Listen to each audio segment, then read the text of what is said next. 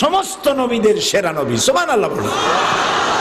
কত বড় সেরা লক্ষ্য করেন।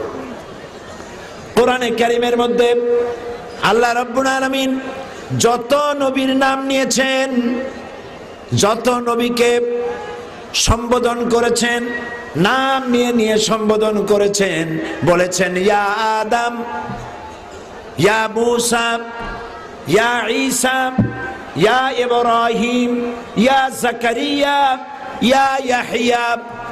নবীদেরকে নাম ধরে ধরে আল্লাহ রাব্বুল আলামিন সম্বোধন করেছেন, কিন্তু গোটা কোরআন শরীফ তালাশ করে কোথাও ইয়া মুহাম্মদ পাওয়া যাবে না।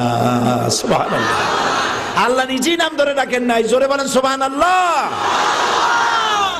সমস্ত নবীর উম্মতেরা, শুনেন আপনারা, সমস্ত নবীর উম্মতেরা তার নবীকে নাম ধরে ডেকেছেন। ইয়া মূসা, উম্মতেরা বলতেছে ইয়া মূসা, ইয়া হুদ, ইয়া সালেহ, ইয়া ঈসা, ইয়া ইয়াকুব, ইয়া ইব্রাহিম, উম্মতেরা নাম ধরে ডেকেছে।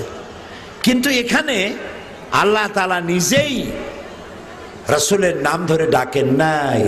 শুধু তাই নয়, কোরআনে কারীমে দেখুন আল্লাহ রাব্বুল আলামিন বলেন, তোমরা যেমন পরস্পর পরস্পরকে নাম ধরে ডাকাডাকি করো, এইভাবে করে আমার নবীকে নাম ধরে ডাকতে পারবা না। নিষেধ। মুহাম্মদ সাল্লাল্লাহু আলাইহি সাল্লামকে নাম ধরে ডাকা যাবে না। সুবহানাল্লাহ। আমি নিজে ডাকি নাই, আল্লাহ নিজে নাম ধরে ডাকেন নাই।